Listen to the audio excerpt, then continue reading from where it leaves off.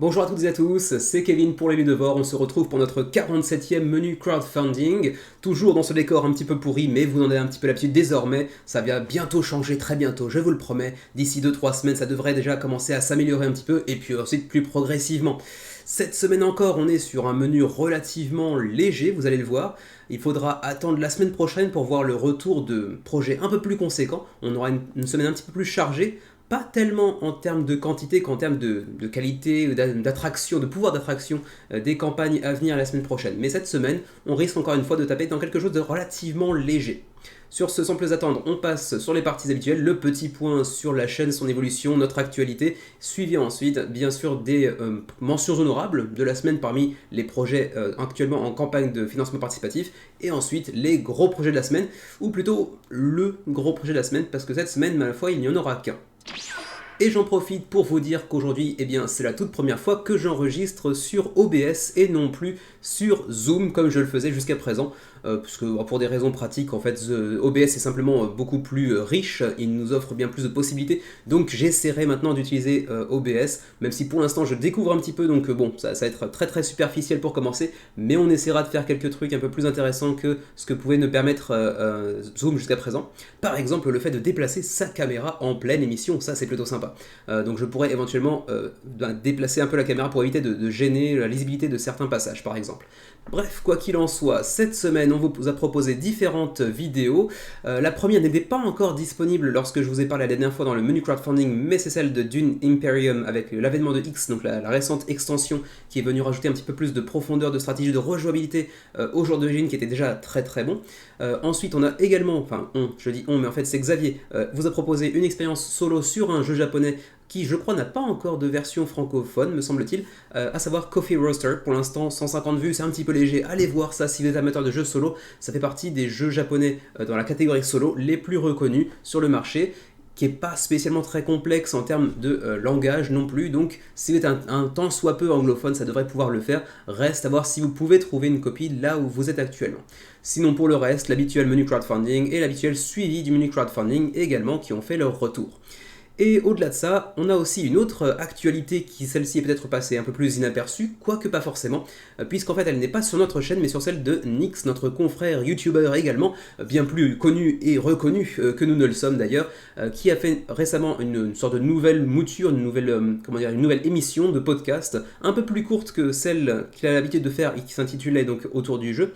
Cette fois-ci, donc c'était une sorte de podcast beaucoup plus court, sur 30 à 40 minutes, dans laquelle nous avons été invités pour ce premier numéro, qui concernait justement le prix des jeux, nos habitudes de consommation sur Kickstarter, GameFound, bref, sur les différentes plateformes de financement participatif, avec pour titre Faut-il payer ces jeux moins cher? Et donc Xavier et moi avons eu l'opportunité de participer à ce premier numéro, avec grand plaisir bien évidemment. Donc vous pourrez aller découvrir un petit peu la chaîne de Nyx si vous ne la connaissez pas déjà, mais bon, en même temps, si vous êtes chez nous mais pas encore chez Nyx, c'est que YouTube fait des choses bizarres parce qu'on est quand même bien plus connu que nous ne le sommes. Bref, toujours un plaisir de participer à une émission avec Nyx, avec qui on s'entend très très bien, et on aura certainement d'autres opportunités d'aller collaborer l'un avec l'autre, enfin les uns avec les autres, puisque Xavier est également présent. Quoi qu'il en soit, on va passer directement au sondage de la semaine, puisque je le rappelle, chaque semaine vous avez un sondage concernant les projets de la semaine suivante, ceux qui sont amenés à apparaître sur GameFound, Game on Tabletop, Kickstarter et compagnie. Et donc vous votez pour les projets qui vous intéressent le plus pour la semaine à venir, et ceux qui auront reçu le plus de voix seront présentés plus en détail dans le menu crowdfunding de la semaine suivante. Donc cette semaine, on aura donc les jeux que vous apercevez ici, enfin presque tous d'ailleurs, avec cette semaine donc The Artemis Project avec une nouvelle extension intitulée Satellites and Commanders. On avait aussi un quatuor d'extensions de la part de Board Game Tables pour QE, Bytes, Ontour et Kabuto Sumo également, tous avec du nouveau matériel, de nouvelles extensions. Saré, projet français qui malheureusement ne verra pas le jour encore cette semaine. Le jeu était déjà prévu pour la semaine dernière, puis repoussé, puis il l'a encore été cette semaine. D'ailleurs on peut aller voir directement, on va aller déplacer ça. Voilà, ici vous allez voir dans les commentaires et vous allez voir qu'en français on vous dit que la campagne va être encore repoussée quelques jours. Donc bon, ne soyez pas trop impatients, le jeu va pas tarder à arriver. Ensuite Anunnaki, Union Stockyards, Kingdoms of Akandia, Joystick Heroes et finalement Thunderstone Quest. Et donc parmi tous ces jeux, quels sont ceux qui ont su vous séduire, vous attirer le plus cette semaine? Eh bien on va leur voir tout de suite les résultats qui se trouvent ici, on va les mettre un petit peu dans l'ordre comme voici. Et donc, sans grande surprise, le retour de Anunnaki après son annulation il y a quelques semaines à peine, avec 12 voix contre 11 pour Saré, donc les deux jeux qui sont en tête, qui auraient dû être présentés un peu plus en détail cette semaine. Et bien malheureusement ce ne sera pas le cas pour Saré, puisque encore une fois, si on fait un petit tour du côté de GameFound, on va voir que Saré est encore repoussé. La campagne doit encore être validée par l'équipe de GameFound, ce qui devrait prendre encore quelques jours, donc pour l'instant malheureusement, Saré n'est pas encore disponible sur GameFound, mais le sera dans quelques jours certainement, donc ce sera peut-être pour la semaine prochaine. Ensuite, on avait également par défaut Kingdoms of Akandia qui aurait pu rejoindre les projets présentés en détail également, mais Kingdoms of Akandia est déjà annulé, malgré encore une fois un seuil de financement dépassé. C'est pas une première, loin de là, on va prochainement faire une vidéo sur le sujet, c'est obligé, hein, à force d'en parler, il va bien falloir qu'on le fasse. Près de 500 contributeurs en 2-3 jours, 58 000 euros d'engrangés.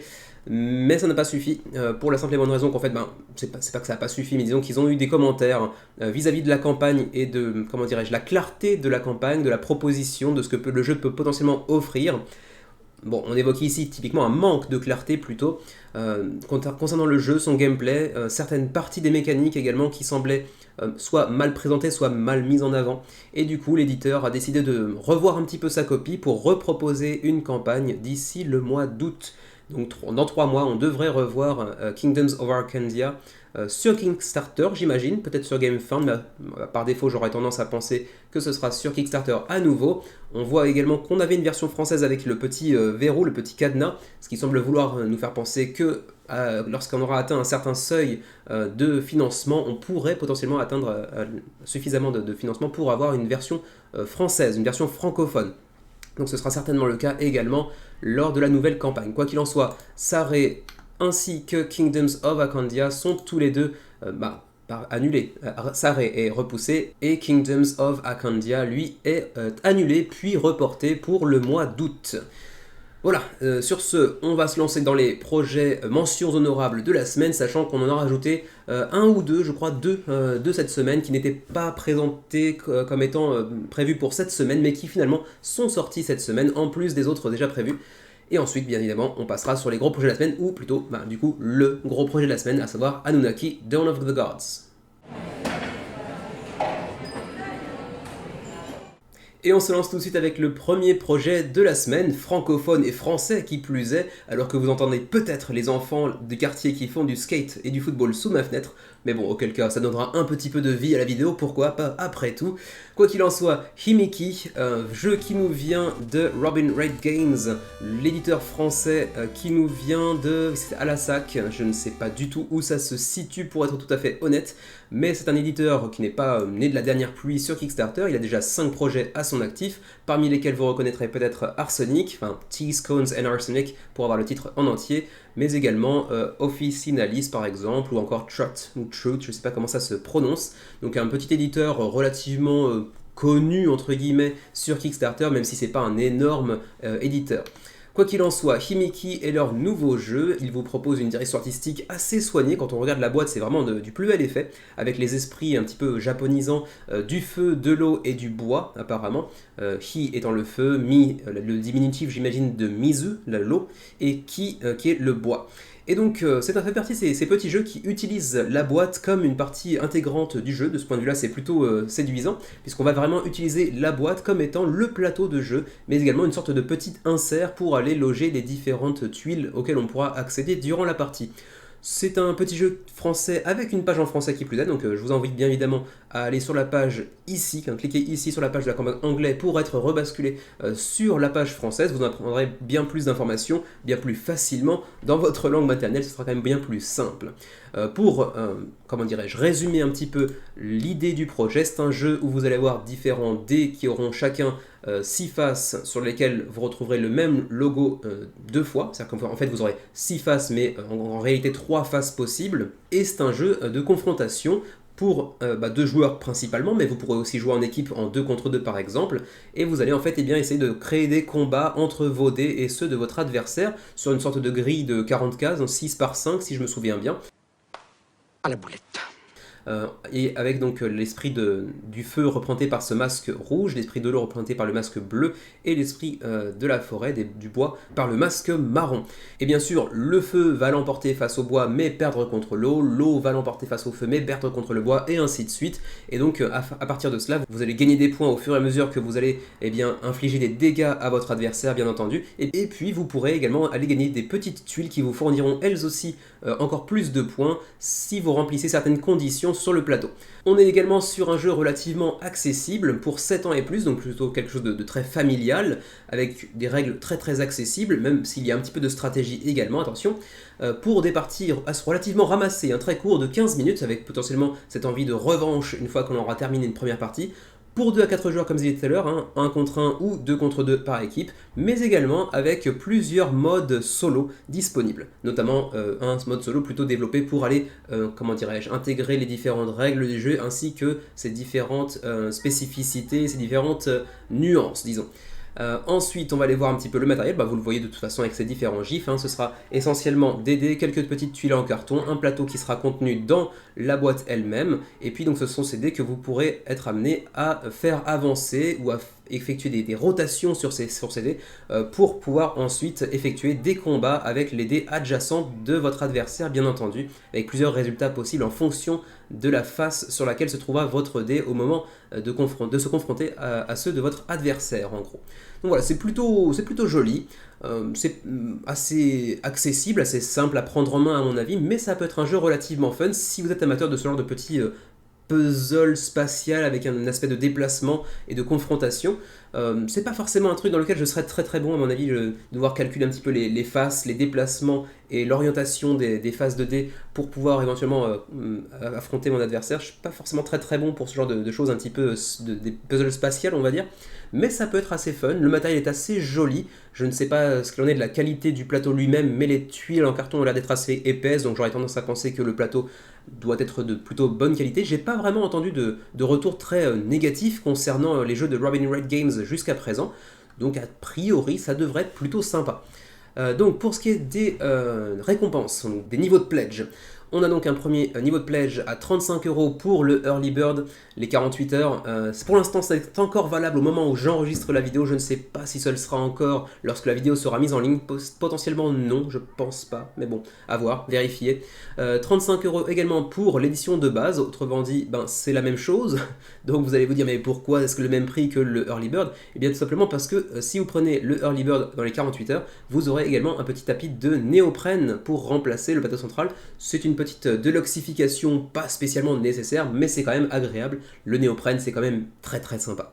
Pour la version sans Early Bird, vous n'aurez pas accès à ce néoprène, en tout cas pas gratuitement dans le Early Bird. Sachant qu'un tapis de néoprène, c'est pas gratuit, ça coûte quand même assez cher, donc du coup, le fait que ce soit offert, soit ça veut dire que le tapis de néoprène est potentiellement d'assez pauvre qualité, soit ça veut dire que Robin Wright Games est très sympa, soit ça veut dire que le prix de la boîte de base est un petit peu gonflé, allez savoir.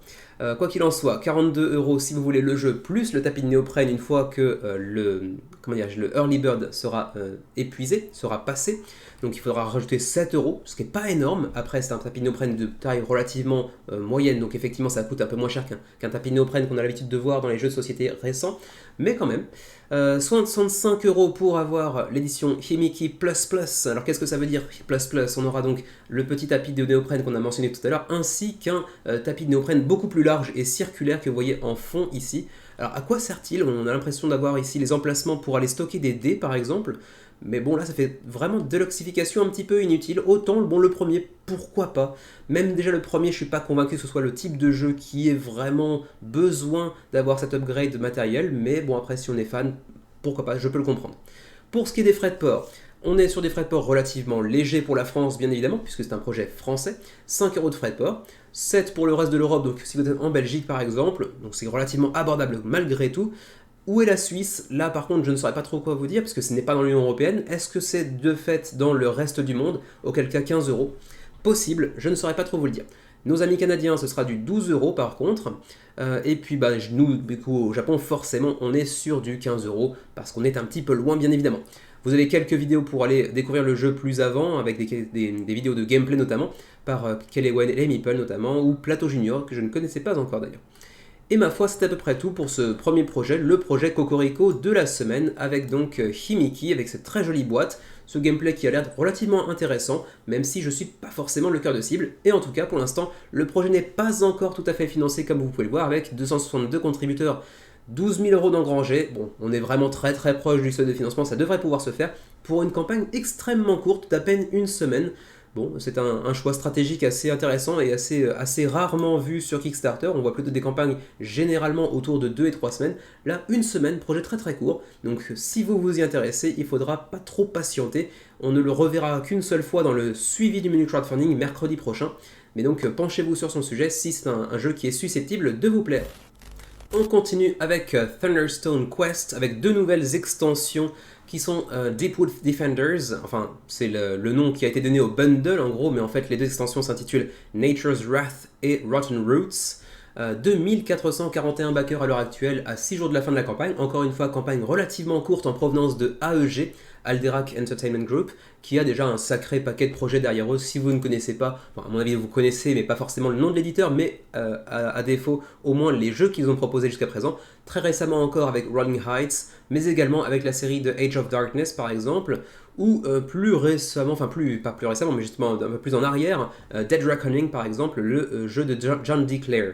Et ainsi de suite, donc on a un paquet de jeux à succès, mais la grosse licence quand même de cet éditeur, il faut bien le reconnaître, c'est bien Thunderstone Quest, qui a déjà 1, 2, 3 ici, trois jeux, enfin le jeu plus 3 campagnes d'extension, disons. J'ai un petit peu de mal aujourd'hui avec le français. Et donc Thunderstone Quest nous revient ici avec 2 nouvelles extensions, la 12e et la 13e, pour un jeu de deck building, que je n'ai jamais testé, et donc j'ai un petit peu de mal à saisir un petit peu l'ampleur de ce jeu et de ces nombreuses extensions qui viennent rajouter du contenu relativement fréquemment. Donc bon, vous me direz si vous connaissez, si vous avez déjà expérimenté le jeu. Je ne sais même pas d'ailleurs s'il a une version française disponible, mais en tout cas c'est un deck building avec une sorte d'arrière-fond de world building assez développé, avec un univers qui lui est propre, avec différentes extensions qui viennent rajouter encore un peu plus de lore et un petit peu plus de rejouabilité bien évidemment. Mais si vous vous intéressez au jeu et à ces diverses extensions, ça va rapidement coûter assez cher, puisque lorsque vous voulez rajouter des nouvelles quêtes, des nouvelles extensions en plus du jeu de base, si vous ne l'avez pas, ce sera 35 $ à chaque fois que vous ajoutez une extension, plus 35 $ éventuellement si vous voulez également les composants nécessaires pour jouer en solo. Bon, ça peut rapidement commencer à douiller. Pour ce qui est du jeu, vous verrez un peu plus tard, il y a d'autres niveaux de pledge concernant le jeu de base, plus d'éventuelles extensions, et ainsi de suite. Donc vous aurez bien évidemment un pledge pour les vétérans, pour ceux qui ont déjà le jeu de base et certaines extensions, pour obtenir uniquement les nouveautés.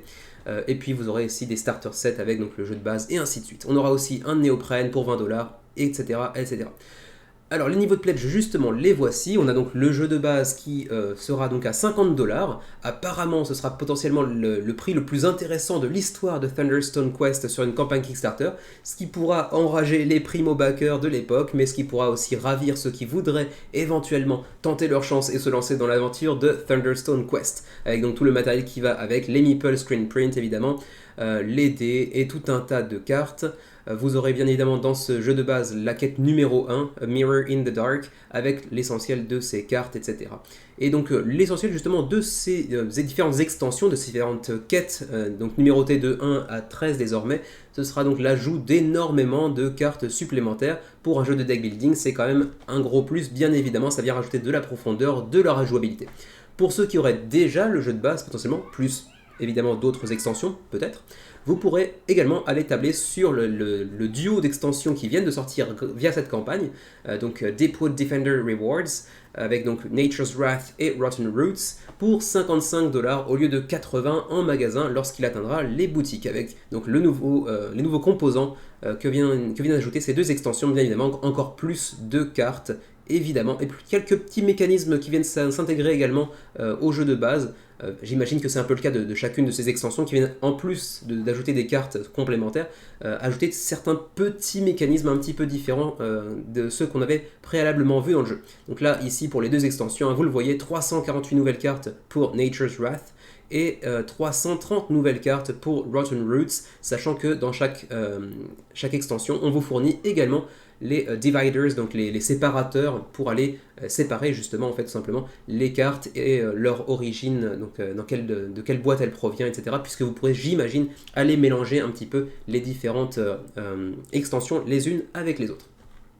Quoi qu'il en soit, le solo, on le disait tout à l'heure, hein, 35$ pour aller ajouter les composants pour le mode solo, ça coûte quand même assez cher pour le mode solo.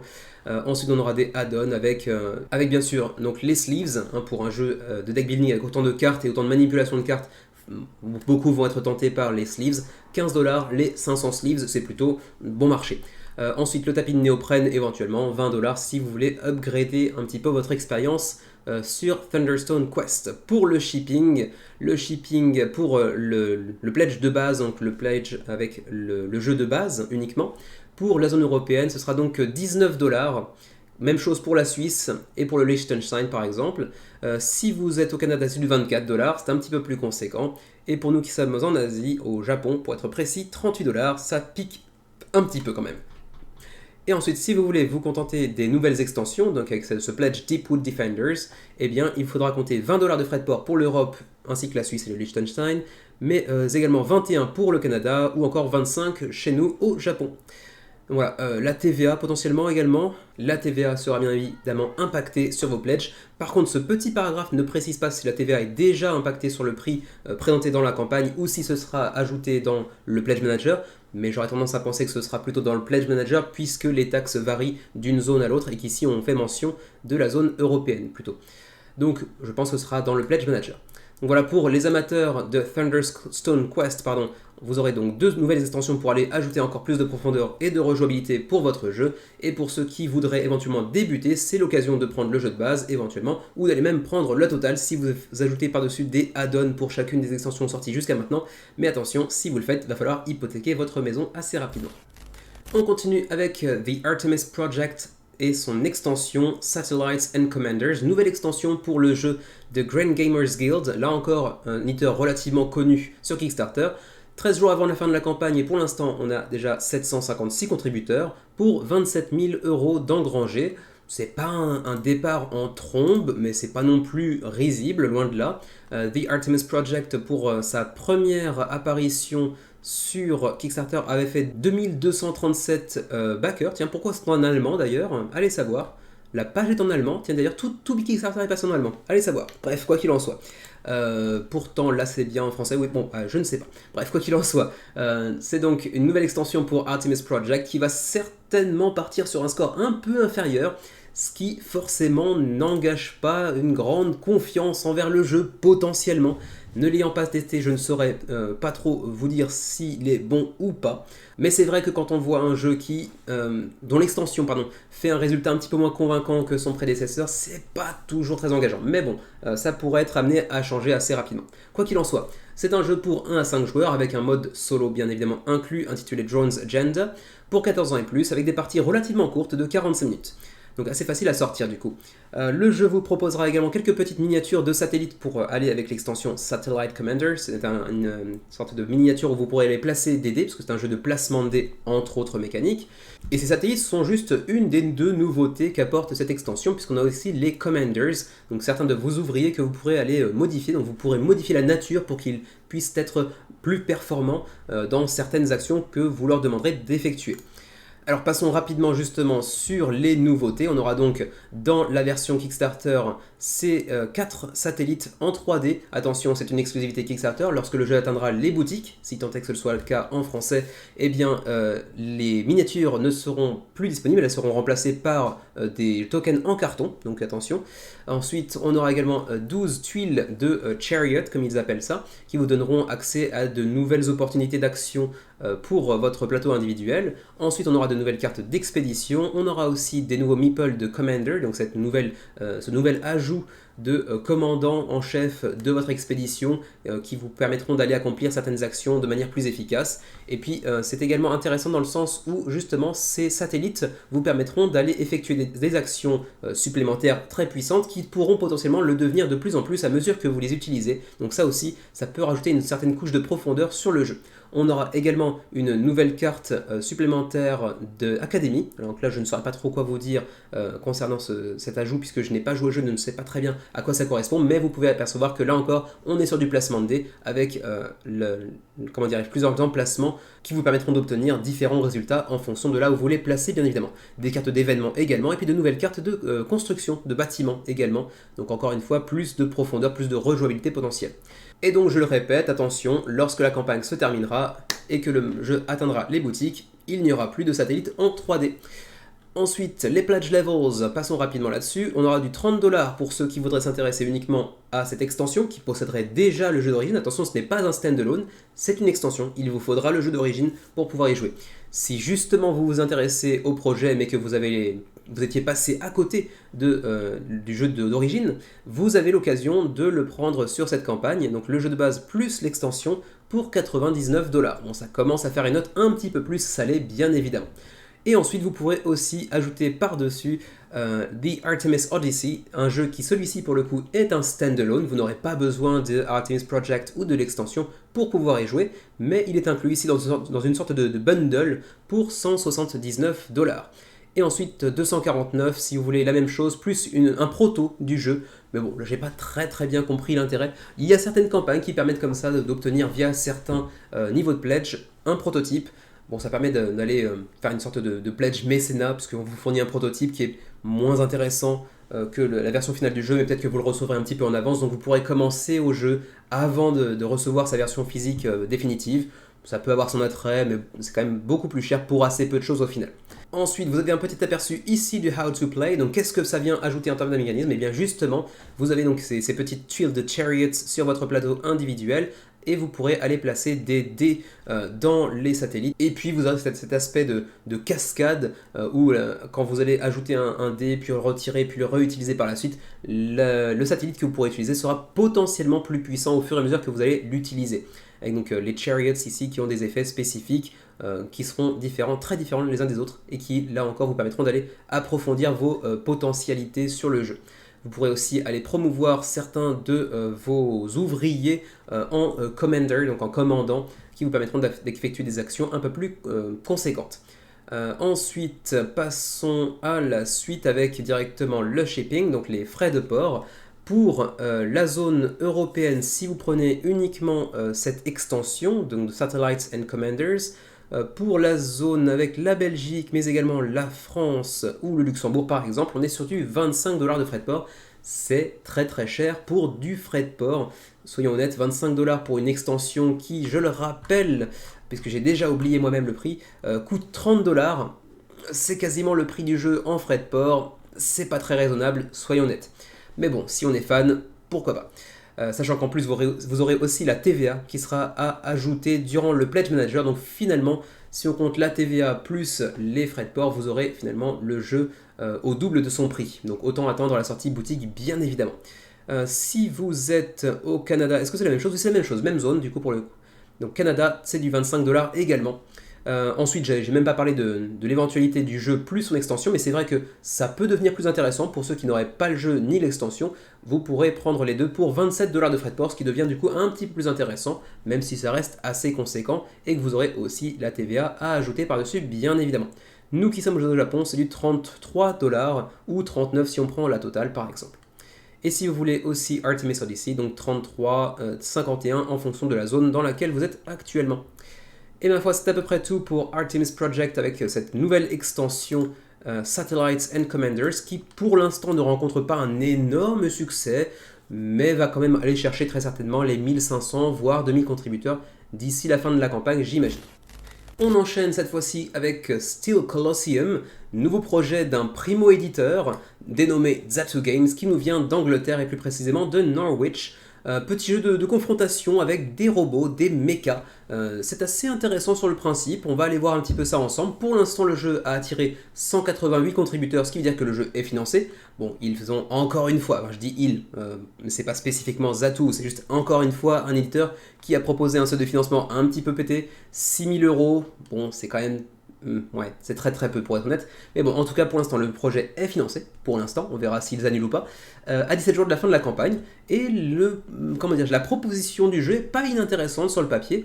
C'est un jeu de confrontation, un jeu d'arène dans lequel vous allez combattre pour 1 à 4 joueurs, donc avec un mode solo, mais typiquement plutôt un jeu pour 2, voire 4 joueurs, dans lequel vous allez incarner des robots ou des pilotes de robots. Sur une sorte d'arène sur laquelle vous allez vous déplacer. Vous aurez bien évidemment, en fonction du robot de votre choix, des compétences particulières que vous pourrez exploiter pour aller affronter le robot adverse. Et au fur et à mesure de la partie et de la castagne, eh bien, vous allez faire tomber des pièces que votre adversaire aura perdues sur le chemin du fait des coups qu'il aura subis précédemment. Et ces pièces, vous pourrez également les récupérer sur votre passage pour aller augmenter votre robot en préparation du round suivant, du tour suivant. Donc vous allez construire d'abord votre équipe avec 2 robots. Ensuite, vous allez prendre le contrôle de ces robots et de leurs spécificités particulières, bien évidemment, puisqu'ils auront chacun un deck propre avec des compétences particulières. Ensuite, vous pourrez aussi faire du scrap, donc aller récupérer des pièces qui seront perdues par votre adversaire durant la partie, enfin le round, ou même par vous-même, mais les récupérer avant de pouvoir commencer le prochain tour, pour ensuite potentiellement les dépenser pour aller reconstruire, réparer votre robot, ou pour aller l'upgrader en obtenant de nouvelles compétences par exemple. Et c'est assez intéressant de ce point de vue-là, parce que c'est un combat qui se déroule, si je me souviens bien, en 3 manches. 3 manches qui vont être légèrement différentes les unes des autres, puisque vous allez potentiellement aller acquérir de nouvelles compétences, aller amocher votre adversaire pour le prochain tour en bénéficiant en plus des pièces qu'il aura fait tomber pour vous upgrader vous-même. Ça peut être assez intéressant de ce point de vue-là. Après, au demeurant, ça reste un jeu d'arène relativement classique, mais qui a une proposition intéressante sur le papier. Ensuite, passons directement aux différents niveaux de pledge. Est-ce que je les aurais pas déjà sautés puisqu'on est au niveau des add-ons ici? J'ai l'impression que c'est le cas, donc on va essayer de remonter un petit peu pour voir où on en était. Eh ben écoutez, non, je ne vois pas les différents niveaux de pledge. Peut-être n'y en a-t-il qu'un seul avec des add-ons par-dessus. J'ai un petit peu l'impression que c'est ça. Quoi qu'il en soit, on va aller voir directement ici sur l'ascenseur. Alors, c'est du 40 livres. 40 livres, donc 48 € à l'heure actuelle au niveau du taux de change pour le Scrapper, donc le niveau de base pour aller chercher le jeu d'origine avec donc 6 miniatures de robots, un plateau concernant l'arène dans laquelle vous allez combattre, des cartes d'opérateurs, des cartes de robots et ainsi de suite. Donc bref, tout un tas de cartes pour chacun des robots, des compétences, etc. Plus des tokens que vous avez précédemment vus également. Hein. Je repasse rapidement sur le matériel sur lequel je suis passé peut-être un petit peu rapidement. Vous voyez tous les tokens qui sont disponibles ici, les cartes, le plateau, les miniatures et ainsi de suite. Donc tout ça pour 40 livres, donc 48 €. Vous avez ensuite un pledge deluxifié à 80 livres, soit 95 €, qui vous permettra d'aller ajouter des tuiles, enfin pas des tuiles, mais des miniatures 3D d'obstacles que vous pourrez aller apposer sur le plateau. Donc il faudra ajouter un petit peu de mailles supplémentaires pour aller deluxifier un petit peu votre jeu, pour aller ajouter un petit peu d'immersion supplémentaire. Ce sont les petites tuiles, enfin les petites miniatures d'obstacles que vous apercevez ici, que vous pourrez aussi ajouter en add-on pour 15 livres supplémentaires. Mais bon, il y a aussi d'autres choses, bien évidemment, puisqu'on aura un Signature Moves Expansion, un Cutting Edge Add-on, et puis aussi donc, les 3D obstacles. Donc ce sont les 2 add-ons que vous voyez ici, donc le Signature Moves Expansion. Donc des Signature Moves, ce sont des spécialités de tel ou tel robot, des finish moves en gros, des tactiques particulières, des techniques spécifiques à votre robot qui viendront ajouter encore un peu plus de profondeur, comment dirais-je, d'unicité de tel ou tel robot. Et puis l'extension Cutting Edge pour 25 livres, elle, qui vient ajouter 4 nouveaux robots, ainsi qu'un nouveau système de contrôle, d'upgrade et de cartes de dégâts également. Donc voilà, ce sont ces 3 extensions, ces 3 petits add-ons que vous pouvez aussi ajouter individuellement. Vous pouvez les ajouter dans une sorte de bundle, puisque individuellement il coûterait 15, 25, donc 50 livres supplémentaires, alors que là vous pourrez les ajouter pour 40 livres, donc un petit rabais assez intéressant. Ensuite, il y a des pledges supplémentaires, mais qui sont relativement un peu intéressants pour le commun des mortels, à mon avis. Et donc, on va pouvoir passer assez rapidement sur les frais de port. qui sont ici. Voilà les frais de port. Les frais de port sont de l'ordre de 17 € pour la zone Union Européenne. Et après, malheureusement, pour tout le reste de la francophonie, j'ai l'impression que c'est directement du 40 $, parce que nos amis canadiens et nous-mêmes qui sommes ici au Japon, eh bien, ça coûte 40 $ de frais de port. Donc autant vous dire que, bon, pour nous, ce sera un grand et un méchant non. Voilà. Ensuite, pour la TVA, que se passe-t-il pour la TVA ? Eh bien, la TVA, elle, est déjà incluse dans le prix qui est stipulé ici dans la campagne, c'est écrit ici. Donc, ça fera ça de moins à ajouter dans le Pledge Manager. Et donc ça, bien évidemment, c'est plutôt à mettre à leur crédit, mais ça reste un jeu relativement cher pour un primo-éditeur, avec un jeu qui ne se démarque pas tellement de la meute de jeux de ce genre, de jeux d'arène, mais qui semble avoir une proposition relativement intéressante sur le papier malgré tout. Donc voilà pour Steel Colosseum, 190 contributeurs à l'heure actuelle, 17 jours avant la fin de la campagne, et le projet a financé avec près de 14 000 € pour l'instant. On continue avec Joystick Heroes, the board game about playing video games. Un jeu de société qui vous propose une expérience radicalement rétro, radicalement nostalgique. On vous propose d'aller jouer à des jeux d'arcade, mais un jeu de société. C'est un jeu de dés, vous allez brasser les dés pour pouvoir jouer à des jeux d'arcade. C'est assez original en termes de concept. Pour l'instant, ça séduit pas tant que ça. On est à 152 contributeurs avec 5663 € d'engrangés, soit à peu près la moitié de la somme nécessaire pour aller financer.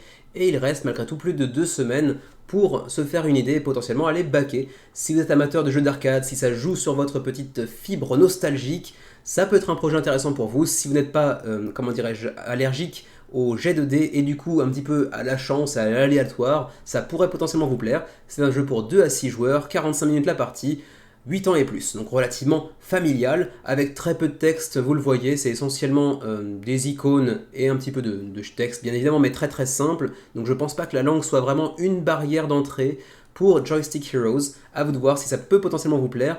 Bon, c'est vrai que c'est un jeu très accessible pour 8 ans et plus, mais après, la nostalgie ne prendra pas forcément sur des personnes aussi jeunes qui n'ont jamais connu les bornes d'arcade. Mais après ça, ça peut être relativement sympa malgré tout, si vous arrivez à les intéresser au jeu.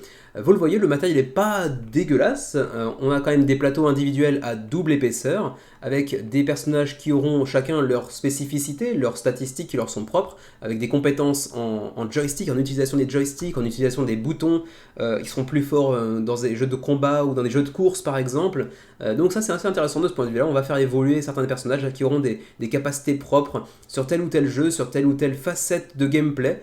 De ce point de vue-là, ça peut être assez intéressant, c'est vrai, c'est assez marrant, une sorte de petite asymétrie. Et en plus de ça, le jeu se veut relativement abordable, on est sur un pledge à 35 $, ce qui n'est pas extravagant, même si, attention, vous aurez bien évidemment le shipping par-dessus. 65 $ pour en avoir 2, avec une petite ristourne de 5 $ bien évidemment, et ensuite on a du retail, donc si vous avez un magasin et que le jeu vous intéresse pour votre boutique, vous pourrez en acheter un peu plus, bien évidemment.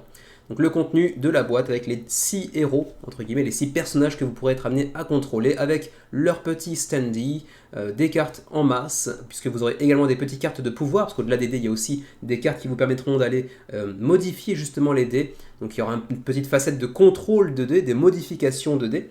Les dés qui sont un petit peu orientés 8 bits en termes de direction artistique, c'est assez soigné, c'est assez sympa. Si tant est qu'on est bon public pour ce genre de choses-là, ça me parle pas outre mesure, mais c'est sympa.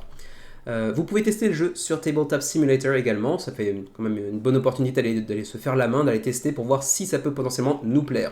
Le descriptif des personnages, on s'en fout, on voit quand même les plateaux double épaisseur qui sont relativement sympas, avec les cubes qu'on pourra ajouter sur tel ou tel emplacement pour faire progresser notre joueur en le spécialisant dans tel ou tel registre de jeu ou en telle ou telle facette de gameplay des jeux. Donc ça peut être assez intéressant de ce point de vue-là, même si c'est pas un jeu qui se déteindra par sa grande profondeur et sa énorme asymétrie, mais malgré tout, pour un jeu de ce registre, c'est intéressant d'inclure cette petite dimension asymétrique, progression du personnage également.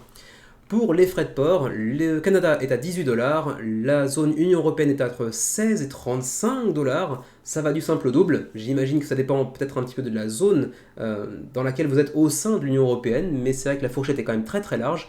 Pour l'Asie, on est sur du 22 $. Et pour la TVA, elle sera apparemment ajoutée dans le Pledge Manager, j'imagine, puisque ici on nous le dit que les prix stipulés ici n'incluent pas la TVA, donc a fortiori elle devrait être présente plutôt dans le Pledge Manager.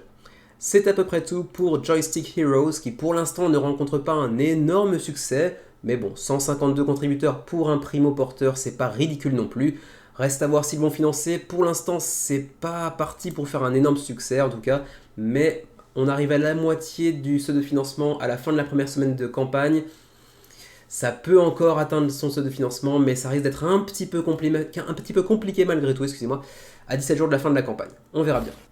On enchaîne avec les 4 nouvelles extensions des jeux de Board Game Tables, à savoir ici QE, Bytes, On Tour et Kabuto Sumo.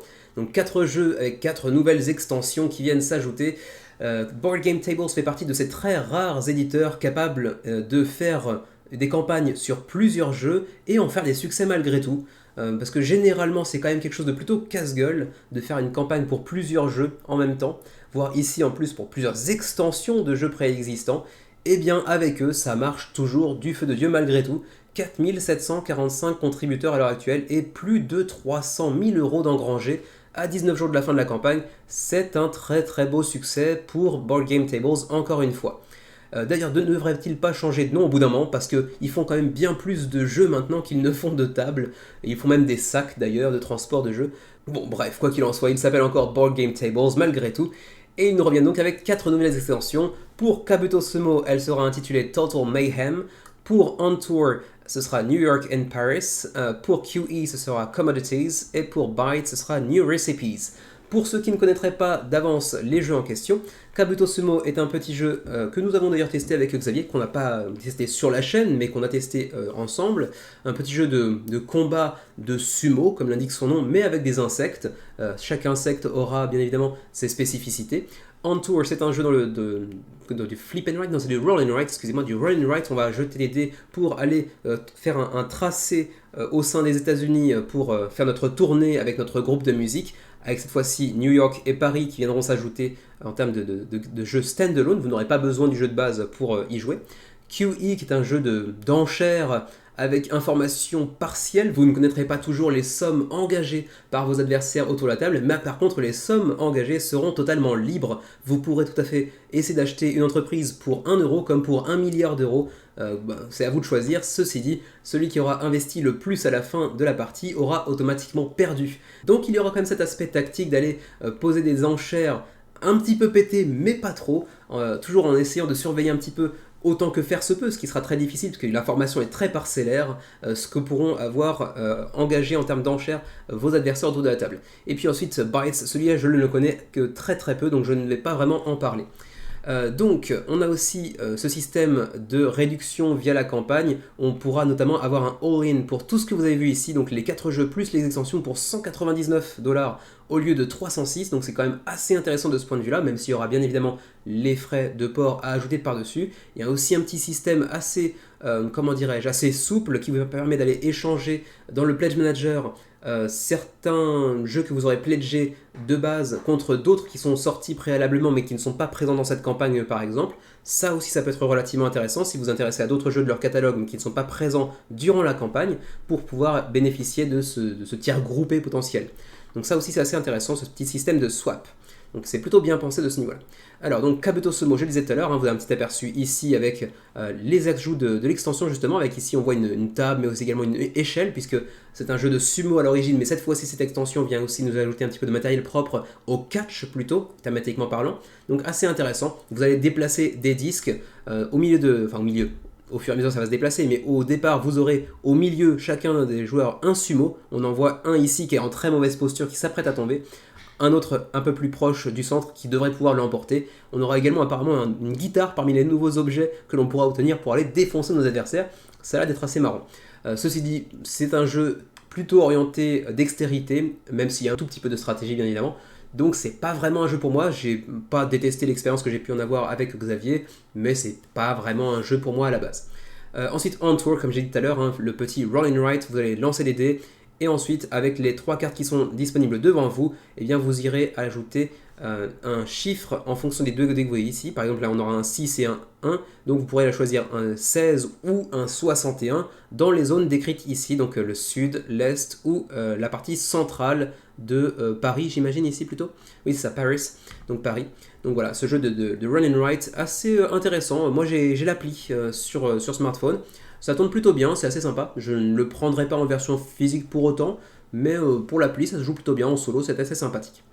Ensuite, Kiwi, ce jeu d'enchères complètement barré, complètement déséquilibré mais dans le bon sens du terme, où on va aller poser des enchères selon notre bon vouloir, 1 euro, 1 milliard d'euros, à vous de choisir, mais attention, il ne faudra pas aller poser plus d'argent que vos adversaires à la toute fin du jeu, puisque si vous avez posé plus d'argent que les autres, vous aurez instantanément perdu.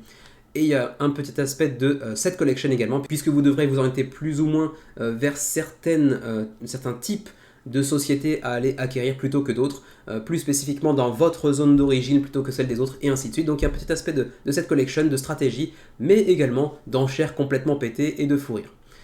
Ensuite Bytes, qui est un jeu où on va aller collecter de la nourriture avec des insectes un peu partout, mais j'avoue que je ne connais pas du tout ce jeu et j'ai un petit peu de mal à m'y intéresser, donc bon, on passera. De toute façon, je crois que Bytes est disponible en version française, donc il vaudra mieux attendre la potentielle sortie de cette extension en version française plutôt que de passer par le Kickstarter. Je crois que les autres projets ne sont pas encore disponibles en français, sauf peut-être On Tour. Il me semble qu'il y avait des pourparlers de version française pour On Tour également. À voir. Ensuite, vous avez le descriptif détaillé de chacun des 4 jeux, mais pour ça, on va passer assez rapidement, mais un petit aperçu de ce que ça peut présenter sur la table, avec ici la version Europe. On aura aussi donc Paris disponible désormais, donc ça pour nous c'est quand même assez sympa d'avoir l'ajout de justement la ville de lumière sur laquelle on pourra s'étendre pour organiser notre tournée. Bon, ceci dit, une tournée dans les bars parisiens plutôt que dans l'ensemble des États-Unis, c'est quand même un petit peu moins classe, mais bon, c'est Paris malgré tout. Ensuite QE, bon là la présence sur table est assez légère, mais c'est très très fun, et Bytes. Et ensuite, pour les frais de port, on va pas passer sur le how to play de chacun des jeux bien évidemment. Rapidement, les frais de port, c'est très très loin, c'est très très loin. Ah, quand même, les niveaux de pledge, c'est vrai, j'étais passé un petit peu trop rapidement sur ce niveau-là. On aura donc du à la carte, vous pledgez 1$ pour aller chercher dans le Pledge Manager ce que vous voulez. Ensuite, vous pouvez aller poser 89$ pour avoir la totalité des nouveautés, mais pour ça, il faudra avoir au moins Kabuto Sumo, QE et Bytes, puisque ces 3 jeux s'accompagnent de 3 nouvelles extensions. Par contre, On Tour, vous n'avez pas besoin du jeu d'origine, c'est un standalone. Ensuite, si vous voulez la totalité, 199$ pour avoir la totalité, donc les 4 jeux plus leurs extensions et le standalone de On Tour, pour éventuellement ensuite offrir à droite, à gauche, revendre à droite ou gauche ce dont vous n'avez pas besoin, tout en bénéficiant malgré tout d'un petit rabais sur la totalité des jeux. Et puis ensuite, la totalité plus un sac de transport, c'est celui que nous avons Xavier et moi-même, qui est plutôt très sympa, le tout pour 249$. À vous de voir ce qui vous tente là-dedans. Ensuite, les frais de port se trouvent ici. Ça dépendra bien évidemment du niveau de pledge que vous allez choisir, mais également de la zone. Alors pour le Canada, on est sur du 9$, quoi que vous choisissiez. Et ça, c'est plutôt très cool, puisque même si vous prenez le all-in à 199$, si je me souviens bien, pour la totalité des jeux plus leurs extensions, vous n'aurez que 9$ de frais de port. Donc c'est plutôt un très bon prix de ce point de vue-là. Et ma foi, c'est la même chose pour la zone européenne, donc vraiment, c'est très très intéressant au niveau des frais de port. 9$ seulement pour la totalité des jeux proposés, c'est très très peu. Ensuite, pour les pays de l'Europe qui ne seraient pas dans l'Union Européenne, comme par exemple la Suisse ou encore le Royaume-Uni, on est sur du 14, 18, 19, ça reste relativement abordable à la fois. Pour nous qui sommes au Japon, 29, 65, 74, paix à notre âme. Pour la TVA, juste par curiosité, la TVA sera ajoutée dans le Pledge Manager, mais ceci dit, quand on voit les frais de port pour vous qui êtes en Europe, c'est quand même très intéressant, même si on doit ajouter la TVA par-dessus dans le Pledge Manager. Donc voilà pour la quadruple campagne de Board Game Tables pour les extensions de QE, Bytes, Kabuto Sumo et On Tour. 4745 contributeurs à l'heure actuelle, à 19 jours de la fin de la campagne, et déjà 300 000€ d'engrangés. Ils ont bien fait parler la poudre. On enchaîne avec un jeu à la thématique assez originale, étrange, repoussante pour certaines personnes un peu sensibles. Voilà.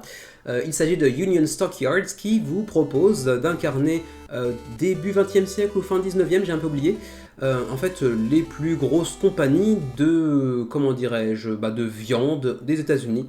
Donc vous allez aller manager en fait une énorme ferme des animaux aux États-Unis pour vendre de la viande dans tous les sens.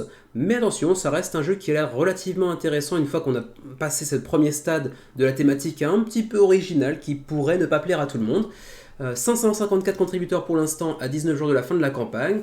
c'est pas mal, c'est quand même un deuxième projet pour Dwayne Wolf qui est assez méconnu malgré un premier projet intitulé Pedigree qui avait fait son apparition il y a quelques temps, qui avait fait seulement 305 contributeurs, donc c'était quand même pas énorme. Cette nouvelle campagne se passe un petit peu mieux, déjà 550 contributeurs c'est pas ridicule, pour 2 à 5 joueurs et des parties de 45 à 90 minutes, donc avec une thématique assez originale comme j'ai dit tout à l'heure. C'est un jeu typiquement euro. Pas de mode solo ceci dit, attention, mais un jeu typiquement euro, avec du placement d'ouvriers, très peu de chance, beaucoup de stratégie, placement d'ouvriers, je le disais tout à l'heure, zone de marché, mais également système de, comment dirais-je, de vote, d'élection, qui pourront impacter la suite de la partie, puis quelques événements qui viendront aussi entrer en jeu, et puis un thème très présent. Après, ça peut plutôt en éloigner certains, ou éventuellement en toucher une sans faire bouger l'autre pour certaines autres personnes potentiellement. C'était également un jeu, comme vous pouvez l'entrevoir ici, qui a ses racines assez profondément ancrées dans l'histoire récente américaine. De toute façon, l'histoire américaine est par définition relativement récente, avec donc cette énorme ferme à bétail des États-Unis à début du 20e, ça ouais, 1920 environ, entre 1865 et 1920 j'ai l'impression, donc fin 19e, début 20e, à Chicago. Et vous pourrez incarner donc un des 5 manias de la viande de l'époque, donc Armour, Cudahy, Morris, Swift et Wilson, pour, j'imagine, avoir un petit peu d'asymétrie entre les différents personnages. Il me semble que la campagne ne précise pas vraiment en détail la potentielle existence d'une asymétrie entre les différents personnages, mais ça semblerait logique. Le plateau central, les différents meeples, on aura donc bien évidemment des vaches, hein, donc du bœuf, du porc, du mouton, des tokens en bois, plutôt de bonne production apparemment, mais c'est vrai qu'encore une fois, bon, thématiquement ça peut être repoussoir pour certaines personnes, à vous de voir. Donc beaucoup de tokens en bois. Ensuite les plateaux individuels, c'est là que j'imagine on pourra voir éventuellement de la symétrie. Mais pour l'instant, comme on voit essentiellement celui de Wilson ici, on ne peut pas vraiment savoir si c'est un petit peu différent pour les autres derrière. J'aurais tendance à penser que ça semblerait logique, mais c'est pas forcément acquis pour autant. Ensuite, on aura des cartes d'événements qui viendront influencer le déroulement des tours en cours de partie, en fonction notamment du contexte politico-social par exemple, ou économique. Ensuite, des cartes de bâtiments que vous pourrez construire pour aller, optimiser votre production, vous permettre également de produire de nouveaux types de viande, par exemple, hein, des saucisses, etc. Je ne suis pas très connaisseur en la matière, donc je ne pourrais pas vous donner le nom des salles en question, des bâtiments en question, mais bon, vous pourrez aller optimiser. Vous aurez ensuite accès à des cartes de spécialistes, encore très bien illustrées. D'ailleurs, j'ai oublié de mentionner, mais la direction artistique est l'œuvre de Andrew Bosley, donc un illustrateur de renom, notamment connu pour Everdell, entre autres, mais cette fois-ci avec un aspect de direction artistique beaucoup plus réaliste, un peu rétro. Ensuite, ce petit système d'élection, avec ici un impact conséquent du parti au pouvoir sur le déroulement de la partie. Vous aurez droit à aller voter justement plusieurs fois dans la partie pour justement aller bénéficier ou au contraire souffrir de l'influence de tel ou tel parti au pouvoir. Et le reste du matos que vous pouvez voir, donc là les monnaies, l'insert en plastique pour contenir l'ensemble du matériel et ainsi de suite. On passe rapidement sur le how to play, hein. On est sur un jeu, je l'ai dit tout à l'heure, de placement d'ouvriers, mais également de gestion de ressources, d'optimisation, un petit peu également de négociation, puisqu'il y a une sorte de forme de vote, d'élection, donc on pourra potentiellement aussi peut-être influencer un petit peu le cours des votes, allez savoir. Et on va passer assez rapidement, nous de notre côté, sur les frais de port. Au passage, on précise que la version française sera disponible en version PDF. Attention, le matériel lui-même ne sera pas disponible en français, mais vous aurez les règles en français. Bon, reste que vous l'avez vu tout à l'heure, on a quand même pas mal de texte sur le matériel. Bon, c'est pas forcément très gênant si les transcriptions sont bien effectuées dans le livret de règles en PDF, mais bon, il faut à vous de voir en termes de confort de jeu si ça peut vous convenir ou pas. Vous pouvez tester le jeu d'ores et déjà sur Tabletop Simulator si ça vous tente, si vous voulez vous faire un premier avis concernant le jeu. Et ensuite, passons directement aux niveaux de pledge qui n'ont pas encore été dévoilés. Ils sont ici. Voilà, les niveaux de pledge. On est à 67$ pour le jeu de base, au lieu de 79$ lorsqu'il atteindra les boutiques. D'autant plus que vous aurez une petite miniature de porte d'entrée à cet énorme marché de bétail. Voilà, c'est pas un ajout extraordinaire, mais ça a le mérite d'exister. Et puis ensuite, vous avez le retailer, donc pour ceux qui posséderaient une boutique et qui voudraient prendre plusieurs copies d'un seul coup, c'est jouable aussi. Mais en gros, pour les individuels, ce sera du 67$ et c'est à peu près le seul pledge finalement intéressant pour une personne seule. Pour le shipping, les frais de port, Canada, on est sur du 16 à 19$ la copie, et par contre c'est beaucoup plus intéressant puisque chaque copie additionnelle par-dessus eh bien, sera gratuite en termes de frais de port. Ça c'est quand même un bel effort de la part de l'éditeur qui va pouvoir nous permettre d'avoir des groupes pledge en fait assez facilement. Ensuite, pour l'Union Européenne, on est sur du 17 à 19$, mais encore une fois avec la même offre, ajouter 1, 2, 3, 4 copies, c'est les mêmes frais de port derrière, donc ça permet d'aller rabaisser un petit peu les frais de port et rendre ça plus rentable. Pour nous qui sommes dans la zone Japon, donc Asie ici, 29,34, un petit peu plus conséquent, et 10$ de plus la copie pour les frais de port. Nos amis suisses, 27,31, et c'est à peu près tout pour la zone francophonie. Et ma foi, c'est à peu près tout pour Union Stockyards. Projet assez intéressant sur le papier en termes de mécanique, avec une thématique qui séduira ou pas, qui pourra être un peu repoussoire pour certaines personnes. Bon, au demeurant, ça a l'air d'être un jeu relativement intéressant. 554 contributeurs, 19 jours avant la fin de la campagne et 34 000 € engrangés. On enchaîne avec Arcadia Tenebra qui nous vient de Croatie, c'est assez rare pour être souligné. Et très honnêtement, j'ai pas pigé un broc de cette campagne. Bon, j'exagère un tout petit peu, c'est un jeu relativement classique dans son apparence en tout cas, il semble l'être, mais c'est pas très clair à certains niveaux, et on va le voir ça un petit peu ensemble. En tout cas pour l'instant, le jeu a engrangé 5 500 €, 123 contributeurs à 3 semaines de la fin de la campagne. Et donc un projet croate assez rare pour être souligné.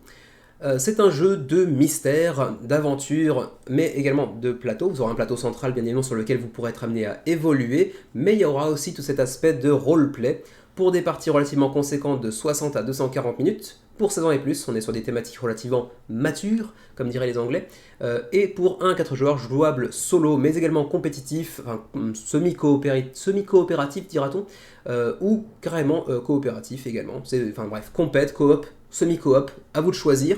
Vous pourrez aussi vous trahir dans tous les sens. On a une direction artistique moyen bof, on va dire, voire même un petit peu médiocre, bon soyons honnêtes, avec donc des personnages que vous pourrez incarner qui auront chacun leur spécificité, un petit peu d'asymétrie, et pas mal de cartes avec énormément de texte, pas de disponibilité en français. A priori, ça devrait pas séduire grand monde, mais bon, en gros, un jeu avec une carte sur laquelle vous pourrez aller vous déplacer pour aller effectuer diverses actions, pour aller faire différentes rencontres, aller résoudre différentes énigmes, aller choper différents, comment dirais-je, tiens, j'ai perdu le mot, différents indices pour aller résoudre l'affaire. La question qui se pose, c'est également à quel niveau le jeu est rejouable. On nous dit que chaque fois qu'on jouera une partie de ce jeu, la partie sera différente, mais comme c'est potentiellement les mêmes affaires qu'on va faire et refaire, je me demande un petit peu ce qu'il en est de ce point de vue-là.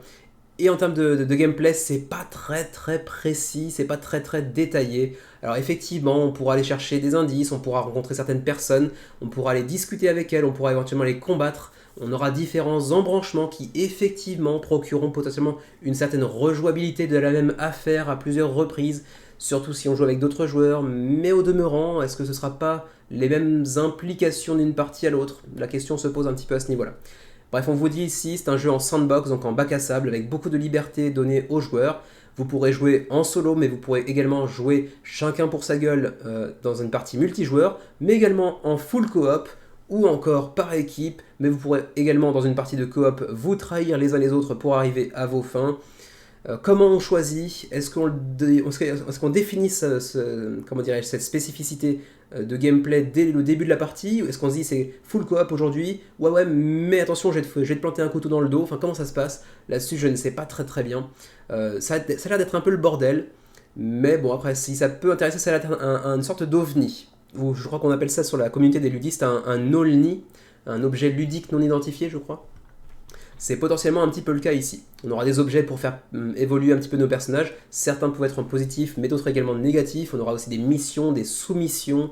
Pas soumissions en un seul mot, mais en deux mots. Des quêtes secondaires, on va dire plutôt, ce sera plus correct. On aura également potentiellement une appli avec des histoires supplémentaires que l'on pourra aller jouer également pour encore aller approfondir la rejouabilité du jeu. Bon, je suis pas hyper convaincu parce que tout ça manque un petit peu de clarté, de détails concernant notamment le gameplay du jeu.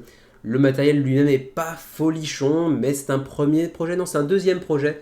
Mais bon, qui nous vient de Croatie, c'est pas un pays qui est très connu pour ses jeux de société.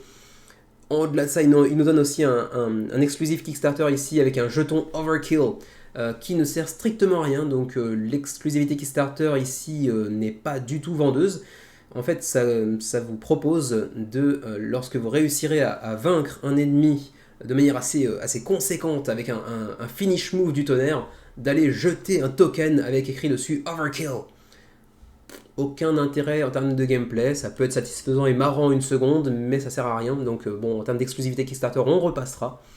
Bon, vous me direz si le jeu vous intéresse, moi ça me semble quand même assez flou tout ça, mais bon, au moins du point de vue du shipping, donc les frais de port, ils ont fait un petit effort, puisqu'on n'aura pas de TVA à ajouter sur le pledge, et au-delà de ça, les frais de port seront communs à l'ensemble de la planète. On est sur du 16$ de frais de port, où que vous soyez, à moins que vous ne viviez en Croatie, auquel cas ce sera seulement 7$ parce que vous serez directement dans le pays du jeu, en fait, de l'éditeur du jeu. Donc voilà pour Arcadia Tenebra, je ne saurais qu'en penser, c'est très très flou, je suis vraiment pas convaincu. Il y a l'air d'avoir quelque chose derrière ce jeu, mais je sais pas trop quoi. Ouais, Arcadia Tenebra, 123 contributeurs à 21 jours de la fin de la campagne, et pour l'instant, 5564€ d'engrangés, ça risque d'être un petit peu juste. Je suis pas persuadé que ça finance, mais ça peut encore se faire. On passe maintenant à quelque chose de beaucoup plus mignon avec Floppy Families, un jeu qui vous propose de jouer avec les petits oiseaux de la Nouvelle-Zélande. C'est mignon, c'est joli, c'est très familial, mais ça n'a pas du tout fait parler. Il n'y a absolument aucune traction en termes de trafic sur les différents réseaux sociaux, que ce soit anglophones ou francophones, autour du jeu. Et du coup, pour l'instant, ça bide méchamment. Pour l'instant, ils se prennent une tarte. 35 contributeurs, 1400€ d'engrangés. Même si le seuil de financement n'est pas très élevé, pour l'instant, c'est loin d'être une réussite, avec 22 jours avant la fin de la campagne malgré tout. Et pourtant, alors vous allez me dire c'est un primo-éditeur, on ne connaît pas du tout. Oui, c'est vrai, on ne connaît pas Andy Rickdale, mais c'est l'un des 3 auteurs derrière l'équipe de Badger from Mars, qui est, qui était à l'origine du jeu Regicide. Alors si vous ne connaissez pas, je crois qu'il n'a pas encore de version francophone, mais c'est un jeu qui a beaucoup fait parler de lui sur BGG, suite à une critique dithyrambique de Shut Up and Sit Down, si je me souviens bien. Et le jeu s'était bien écoulé par la suite. Et donc Andy Rickdale, ou Richdale d'ailleurs peut-être, fait un jeu par lui-même pour le coup. Donc c'est un des 3 créateurs de Regicide qui nous revient avec ce jeu tout mignon, tout familial. On aurait pu penser qu'avec un énorme succès comme celui de Regicide, le jeu aurait plus fait parler de lui, mais on n'en a pas du tout entendu parler. Et du coup, c'est un jeu ici très familial pour 6 ans et plus, 2 à 5 joueurs, partie de 20 minutes environ. Si vous êtes un petit peu amateur d'ornithologie, ça peut être assez fun. Après, il faut connaître un petit peu les animaux locaux de la Nouvelle-Zélande. Mais donc on aura ce petit plateau central, ça mêle un petit peu jeu de stratégie et jeu de mémoire. Donc ça permet également d'avoir un certain équilibre selon les dires de la campagne elle-même, entre les adultes et les enfants qui auront potentiellement une meilleure mémoire, et les adultes qui pourront développer des stratégies un peu plus efficaces, donc ça restera plutôt équilibré apparemment. Et donc, on est sur un jeu assez abordable, 40$ néo-zélandais, ce qui veut dire environ 26$ américains pour le jeu, c'est quand même relativement abordable. Ensuite, 79$, donc 50$ américains si vous voulez le jeu, donc plus 24$ supplémentaires pour avoir une illustration d'un oiseau. Honnêtement, on s'en fout un petit peu. Et puis ensuite, si vous voulez la totalité des illustrations, donc les 5 art prints, c'est du 127$ américains. Bon là, c'est vraiment pas très intéressant. Si vous êtes intéressé seulement par le jeu, bon, allez-y pour le pledge de base à 26$ américains, c'est largement suffisant. Ensuite, en add-on, on peut prendre une copie supplémentaire également, mais bon, voilà, rien de très intéressant non plus. Allez directement sur le pledge de base, c'est le seul vraiment intéressant, je pense. Voilà, vous allez mettre des cartes face cachée sur le tableau central. Ensuite, vous allez en retourner une. Vous allez ajouter potentiellement une de vos cartes en retirant celle qui a été précédemment dévoilée, etc. Enfin bref, il y a un aspect de memory et puis un aspect un petit peu stratégique, notamment via les tokens qui seront ajoutés en haut du plateau ici. Tout ça pour faire un jeu relativement familial et également un jeu de set collection, puisqu'il faudra collectionner les espèces d'oiseaux en fonction de leur couleur et du logo qui les représente en haut à gauche, tout en évitant autant que faire se peut les cartes de prédateurs qui vous feront perdre des points. C'est à peu près tout ma foi. On peut ensuite aller voir directement les frais de port. Ils sont de 15 $ néo-zélandais, donc ce qui fait du coup j'imagine moins de 10 euros pour les frais de port pour l'Union européenne. Ensuite, pour nos amis canadiens, on est sur du 20 $ néo-zélandais. Non, du 20 $, si c'est ça, néo-zélandais toujours, donc environ 12 $ peut-être, j'imagine. Et pour nous, potentiellement, si on est au Japon, ce sera du 25 $ néo-zélandais, j'ai l'impression. Et la timeline, théoriquement, le jeu devrait vous parvenir entre octobre, novembre, décembre, en gros. Donc voilà pour Flappy Families, un jeu qui en famille peut être très sympa potentiellement, avec aucun texte, vous l'avez vu, sauf le nom des oiseaux sur les cartes, donc jouable assez facilement je pense, si tant est que vous maîtrisiez les règles, et elles ne doivent pas être très très compliquées, c'est un jeu très familial, mais le jeu n'attire absolument pas de traction sur cette campagne en fait tout simplement. Donc ça risque d'être un petit peu compliqué pour Flappy Families. On verra bien d'ici la semaine prochaine, mais je pense qu'on va tout droit vers une annulation. On continue avec Cultist Chaos, un jeu qui vous rappellera peut-être quelque chose de par sa direction artistique pour les amateurs de Magic the Gathering, puisque c'est l'un des très nombreux illustrateurs de Magic qui est derrière ce jeu. Et oui, un illustrateur qui s'occupe, au-delà des illustrations, de son propre jeu. Il a développé son propre jeu, et il est forcé de reconnaître que eh bien, ça se passe plutôt pas mal pour ce projet de Wizard of Barge, lui qui pour l'instant était plutôt un habitué des projets plutôt orientés artistiques, et qui cette fois-ci s'oriente vers un projet ludique à proprement parler, même si on avait des jeux effectivement par le passé avec des cartes de tarot, mais c'était juste des cartes de tarot illustrées différemment, plutôt des projets relativement artistiques, des pins, des illustrations, etc. Et cette fois, il nous propose un jeu intitulé donc Cultist Chaos, un jeu assez chaotique comme son nom l'indique, dans lequel on va eh bien, incarner différents cultistes, de cultes différents, de sectes différentes, et en fait celui qui sera le meilleur cultiste autour de la table l'emportera au cours de parties très très courtes, je crois que c'est du 15 minutes, voilà, 15 à 30 minutes, pour jusqu'à 6 joueurs autour de la table, à mi-chemin entre le jeu d'ambiance et le jeu de stratégie, de gestion de main en gros, avec pas de draft, mais une sorte de draft obligatoire en fait. Enfin, c'est pas du draft dans le sens où vous n'allez pas sélectionner votre main de carte, mais vous allez jouer une carte, passer toutes celles qui vous restent en main à votre voisin, rechoisir une carte, la jouer, repasser les cartes qui vous restent à votre voisin, et ainsi de suite. Et vous aurez différents types de cartes potentielles.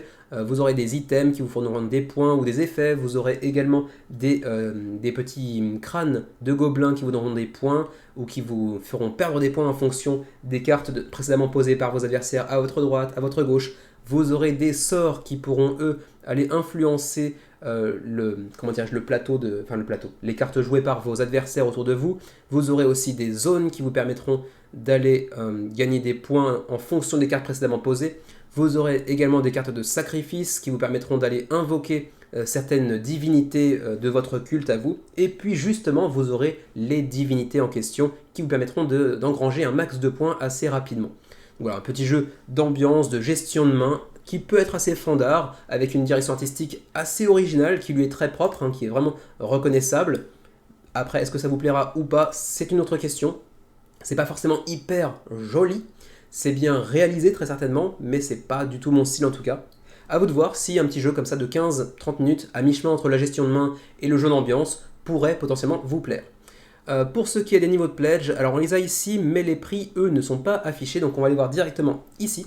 On a donc du 30 $ pour le jeu de base, qui est donc le pledge que vous apercevez ici, donc seulement le jeu. 45 $ pour ce pledge que vous apercevez ici, donc avec un sticker, je crois, mais également, c'est quoi, on a un petit award apparemment, qu'est-ce que c'est ce bordel, on a un sticker, on a aussi un bouton, je sais pas ce que c'est, mais un badge peut-être, allez savoir. Ensuite on peut avoir la même chose mais en double, mais également en 10 copies supplémentaires. Voilà, on a globalement un pledge avec le jeu de base et puis un pledge avec des petits goodies pour aller avec, mais qui ne servent à rien en termes de gameplay. Donc pour un jeu relativement abordable malgré tout. Reste à connaître les frais de port qui malheureusement ne sont pas affichés ici. Donc il faudra potentiellement aller chercher par exemple ici, on va aller voir pour le niveau de pledge de base, aller choisir votre pays. Là par exemple, nous pour le Japon, on est sur du 23 $. Qu'en est-il par exemple pour la France? Eh bien c'est la même chose. Je me demande toujours si, quand on passe ici par ce petit ascenseur pour voir les frais de port, est-ce que c'est vraiment fiable ou pas? Là-dessus, je ne saurais pas trop vous dire. parce que j'ai l'impression que c'est du 23 $ pour l'ensemble de la planète, donc je sais pas à quel point c'est crédible. On verra bien. En tout cas, si le jeu vous intéresse, vous pouvez toujours essayer de poser la question dans les actus, enfin pas dans les actus, mais dans les commentaires, pour éventuellement chercher à avoir une réponse. Pour l'instant, je ne sais pas. Voilà pour Cultist Chaos. 609 contributeurs, ça se passe quand même plutôt pas mal pour lui, à 22 jours de la fin de la campagne, et 28 000 € engrangés. Et ma foi, c'était à peu près tout pour les mentions honorables de la semaine, ce qui nous laisse, et je crois que c'est la première fois depuis l'origine du menu crowdfunding, seulement un jeu parmi les gros projets de la semaine. Et le jeu en question, le gros projet de la semaine, le seul, l'unique, il s'agit de Anunnaki, Dawn of the Gods, qui nous revient après, 2 semaines je crois 2 semaines après l'annulation du projet. Il y a 2-3 semaines, le projet avait été annulé, en nous précisant qu'il allait revenir très très prochainement. C'est fait désormais, ils sont revenus, et après 2-3 jours de campagne, on est à 2000 contributeurs, ce qui est quand même pas mal du tout. À 10 jours de la fin de la campagne, 147 000 € engrangés, c'est plutôt pas mal. L'objectif était de 119 000 €. Pour une fois, on a un objectif de financement relativement réaliste. C'est plutôt agréable de ce point de vue-là. Et c'est un projet qui nous vient de Cranio Creations. Vous devez peut-être les connaître, j'imagine. C'est un éditeur assez connu depuis quelques temps, qui nous avait proposé récemment Maharaja, mais également Barrage, un jeu qui a une certaine popularité, ou encore Lorenzo Il Magnifico pour l'édition digitale. Le jeu d'origine lui-même n'était pas l'œuvre de cet éditeur, mais en revanche, c'est également l'auteur de ce jeu, donc Lorenzo El Magnifico, qui est derrière Anunnaki, Dawn of the Gods. Alors quand je dis l'auteur de Lorenzo Il Magnifico, c'est pas seulement lui. On a Simone Luciani et Danilo Sabbia, donc 2 auteurs italiens, dont le plus connu est donc Simone Luciani. Le second est un petit peu moins connu, mais Simone Luciani, si vous ne connaissez pas, c'est quand même entre autres l'auteur de Tzolk'in, mais également de Grand Austria Hotel, si je me souviens bien, de Newton, peut-être de Golem, si je me souviens bien, Golem, le récent jeu de Cranio justement, et puis donc également donc, de Anunnaki désormais. Je me demande si c'était pas lui également qui était derrière Darwin's Journey, mais bon, à vérifier. Bref, quoi qu'il en soit, cette fois-ci, il nous revient avec Danilo Sabbia pour un jeu à 4 mains, mais également avec l'aide de l'incontournable David Turchi pour le mode solo. Le tout pour un jeu de 4X. Un jeu de 4X dans lequel vous allez incarner différentes factions extraterrestres qui vont chercher à s'étendre à travers différentes planètes, y compris la Terre. Mais avec un mode solo, donc je l'ai précisé tout à l'heure, avec le mode solo de David Turchi, l'incontournable monsieur mode solo. Alors, qu'y a-t-il en termes de pledge? Eh bien, on vous le montre d'entrée de jeu. Vous aurez accès au pledge de base pour le jeu, uniquement le jeu de base, pour 79 € contre 110 une fois que le jeu arrivera en magasin. Ça fait une assez belle ristourne, ma foi.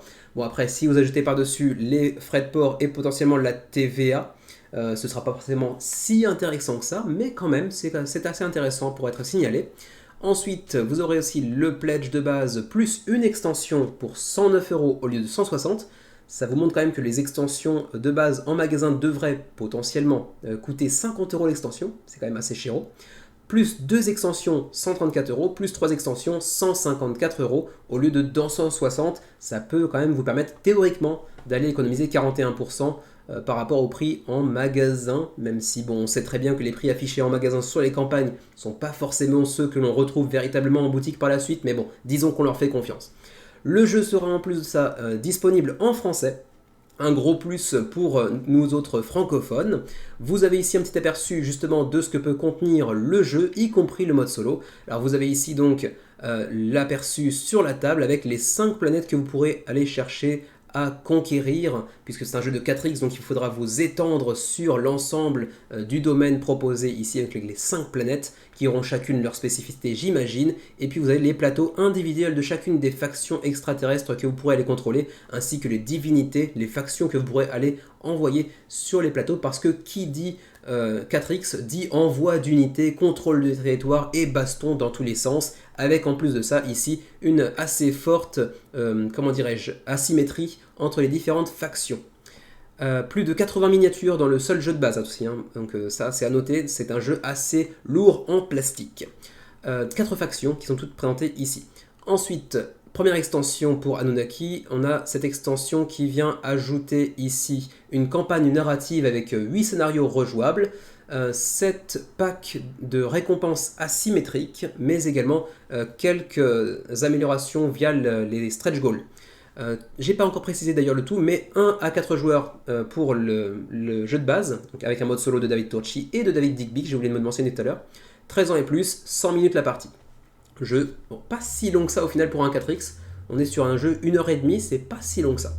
Bon, pourquoi pas. Ensuite, passons. Donc l'extension que j'ai déjà mentionnée tout à l'heure avec Origins of the Gods. Ensuite, la deuxième extension, Journeys of the Gods, qui celle-ci vous permettra d'avoir une 5e faction disponible, mais également le matériel qui va avec pour pouvoir jouer jusqu'à 5 joueurs, et puis toutes les augmentations via les stretch goals également. On aura certainement des stretch goals qui seront définis par, comment dirais-je, dans le sens ce stretch goal viendra s'ajouter à cette extension, ce stretch goal viendra s'ajouter à la boîte de base et ainsi de suite. Ensuite l'extension Fall of the Gods qui viendra vous ajouter là encore une faction supplémentaire ainsi que le matériel supplémentaire. Mais attention, cette seule faction ne vous permettra pas de jouer jusqu'à 5. Pour jouer jusqu'à 5, ce sera l'extension Journeys of the Gods. Celle-ci, donc Fall of the Gods, vous fournira seulement une nouvelle faction, mais pas suffisamment de matériel pour pouvoir jouer jusqu'à 5. Les deux dernières extensions d'ailleurs, Journeys of the Gods et Fall of the Gods, vous fourniront également une planète supplémentaire chacune. Donc ça aussi c'est assez intéressant de ce point de vue-là. Et quand on dit faction supplémentaire, bien évidemment, il y aura aussi toutes les miniatures supplémentaires, ça va de soi. Ensuite, le Retailer Pledge, mais bon, à moins que vous soyez gérant d'une boutique, ça ne vous intéressera pas particulièrement.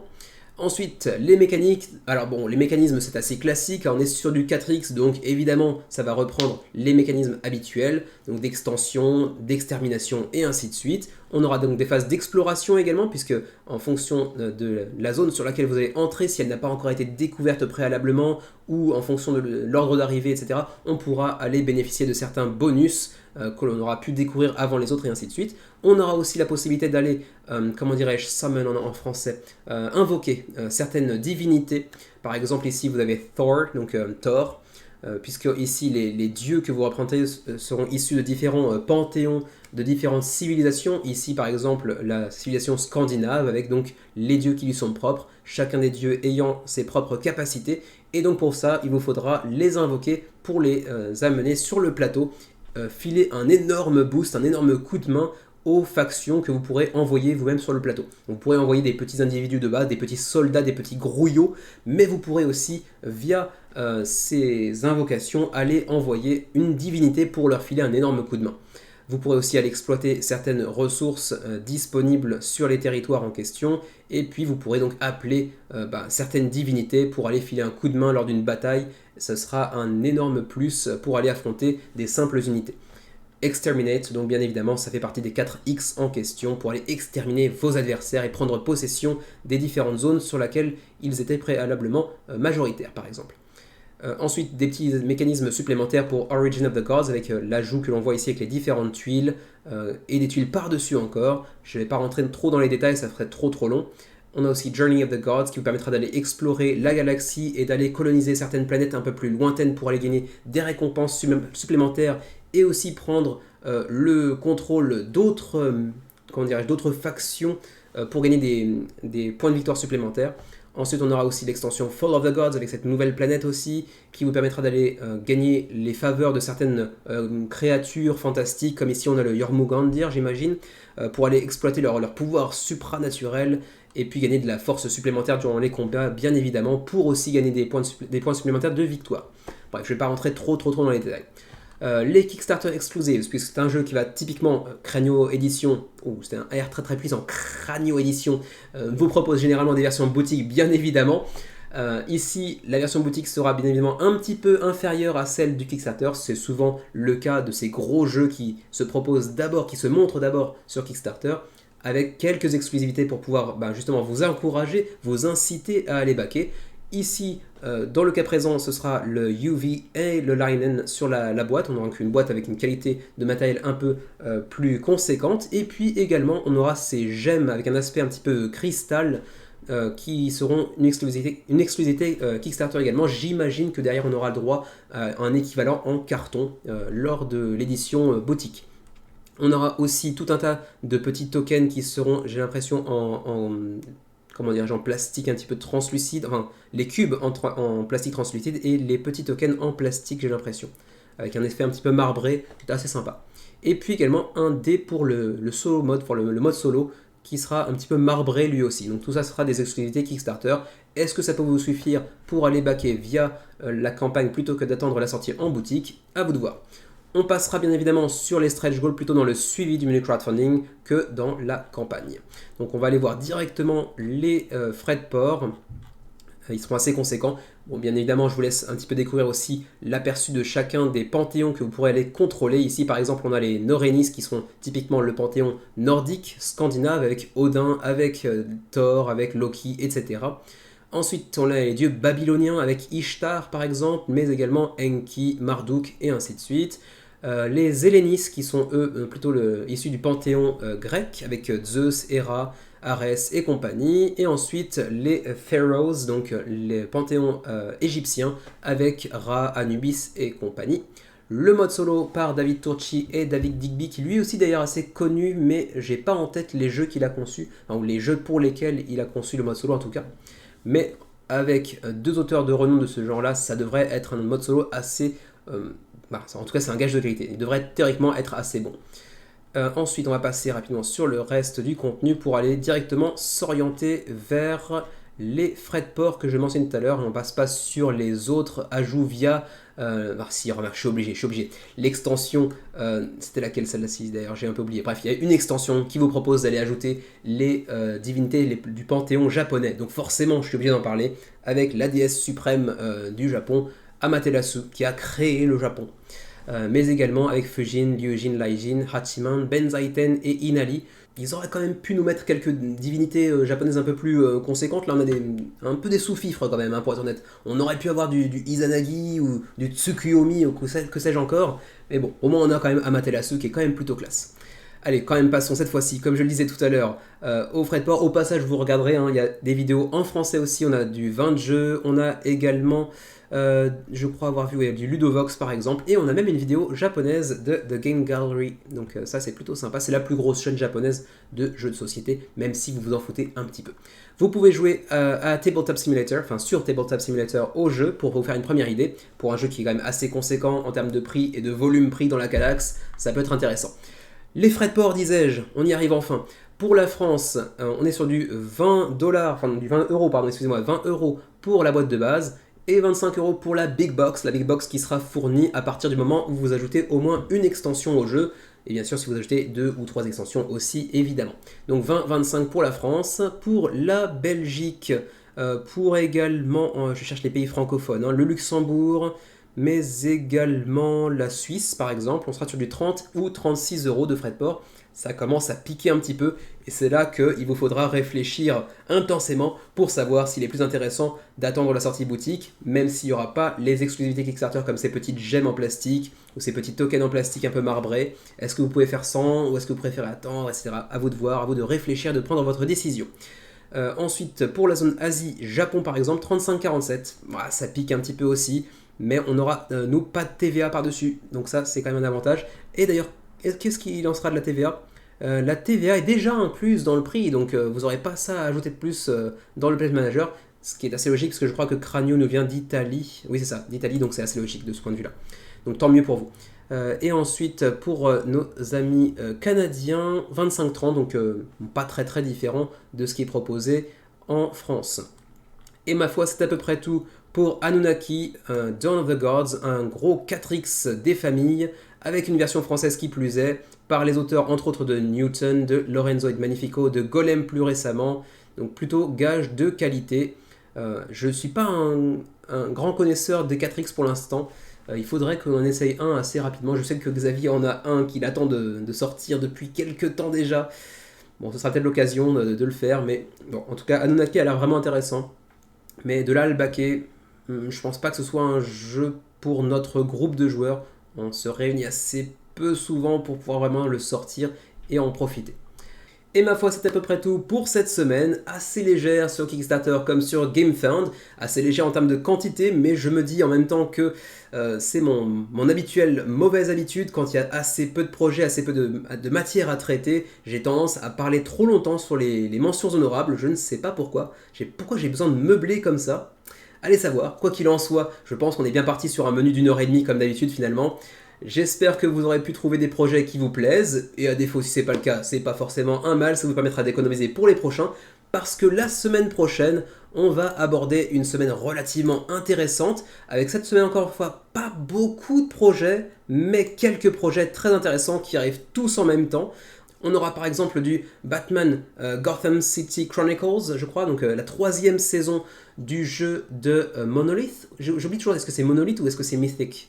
C'est Monolith, c'est Monolith. Donc Batman, avec cette 3e saison qui vient nous arriver avec son kilo plastique dans tous les sens. On aura aussi The Breach, qui est donc le nouveau jeu de Ludus Magnus, encore un éditeur italien d'ailleurs, mais également Arx Collapse, je crois, qui est donc le nouveau jeu de Cole Wehrle, à qui on doit Root, mais également plus récemment Oath. Donc voilà, c'est quand même 3 énormes projets qui vont arriver tous en même temps. J'en oublie un 4e d'ailleurs qui va être énorme lui aussi. C'est la nouvelle version la nouvelle édition par Awakened Realms des Châteaux de Bourgogne, de Castles of Burgundy. Donc 4 énormes projets qui vont potentiellement taper très très fort. D'ailleurs, je pense que les 4 ont le potentiel pour être des campagnes qui dépassent le million d'euros, le million de dollars. Donc on va certainement avoir une campagne qui va faire mal au portefeuille pour certaines personnes. Pas forcément beaucoup de jeux qui m'intéressent moi. Je pense que Batman, non merci. The Breach, a priori, non. Arx, ça peut être super intéressant, mais l'univers m'attire pas outre mesure. Les Châteaux de Bourgogne, c'est un jeu auquel j'ai jamais joué jusqu'à présent, et pourtant c'est un des gros classiques de ces 20 dernières années, avec un auteur de renom dont je n'ai jamais essayé le moindre jeu. Avec une refonte graphique assez intéressante, ça peut être un bac pour moi, on verra bien. Quoi qu'il en soit, on verra ça donc du coup la semaine prochaine. D'ici là, portez-vous bien, jouez bien, et à la prochaine.